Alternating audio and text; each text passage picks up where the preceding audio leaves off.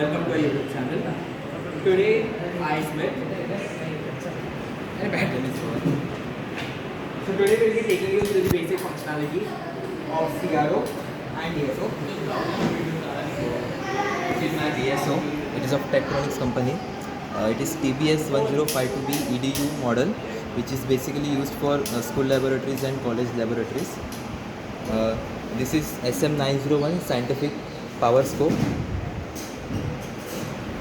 Okay, so firstly we will take you through the DSO, and for obtaining the graph from DSO we'll be connecting it to the function generator.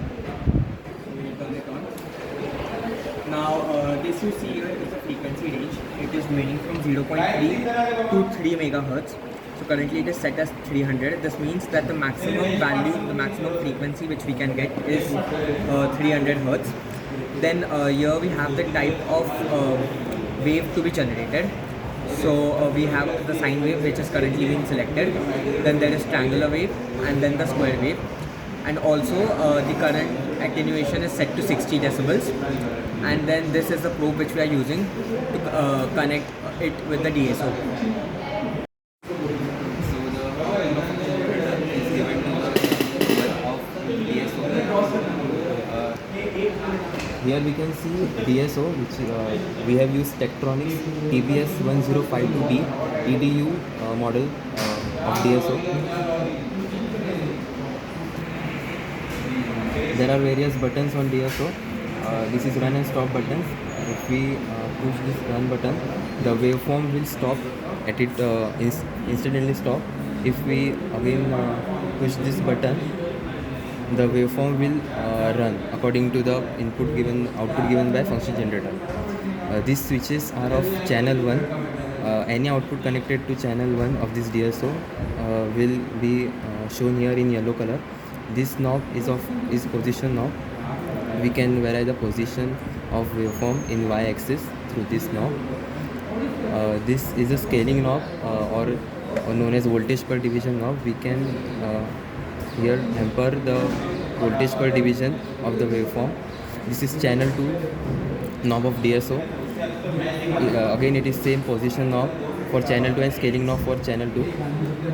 This is times per division knob or horizontal axis knob.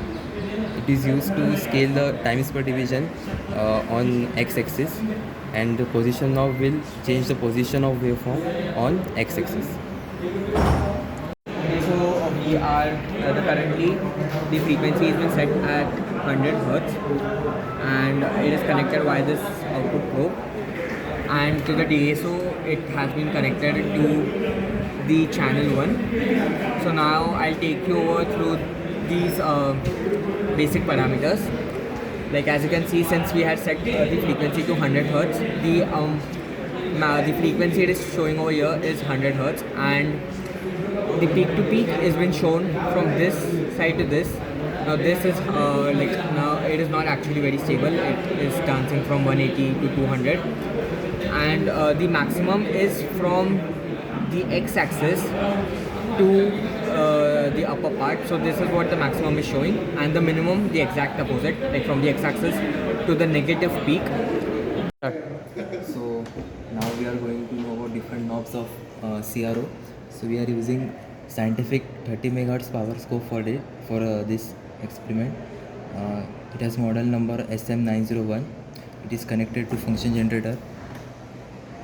So we will on this. So this is the waveform. So this knob is for channel 1.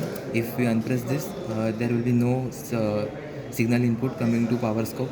If we press this, based on probe connected to channel 1 or channel 2, it will detect it and it will show the waveform given by the function generator. So these are all knobs of CRO. This is times per division knob, which changes times per division for the waveform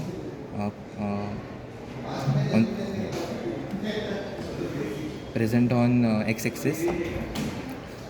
We can change the frequency of the waveform through this,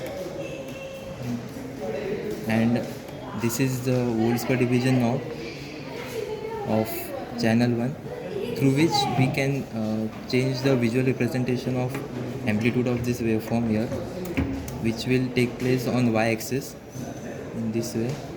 So for example, now this waveform is completing two boxes, so we can so we will multiply this two. So we will multiply this 2 by the point shown here on the knob. So it is 2 into 0.2. So that will be the voltage. Same for again times per division. We will check for the number of boxes horizontally, and we will multiply this with the multiplication factor given over here. So this is a position knob. We can position the waveform on y-axis through this y position knob in this way. And this is x position knob, through which we can position the waveform on x-axis. This is intensity knob, through which we can vary the intensity of radiation which is coming from electron gun towards the phosphorus screen. And through this focus knob we can change the focus of waveform. So at the minimum focus it is blur, and at maximum focus we can see the minute details of the waveform. Okay, so now we'll be testing different components on CRO and finding out their waveforms. So first of all, you'll have to click this button, tester.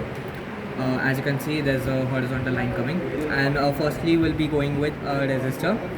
So now if I put the terminals of resistor over here, you see that there is a slight shift. Now what this indicates is that the smaller the value of resistor, the more it will tilt. So as you can see now it is tilting very less, which means that this is a very high value, this resistance. Now the second one will be capacitor. For capacitor, you can see that we are obtaining sort of a circle, and the circle means that this is you can say of medium value. Then we'll be going with inductor.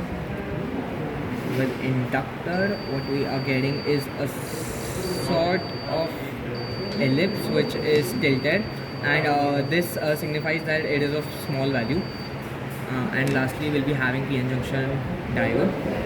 So like now it is in forward bias, so as you can see we are getting the waveform over here, and now if I put it in reverse bias, see this is how. And also you can change the position from here, the x axis position.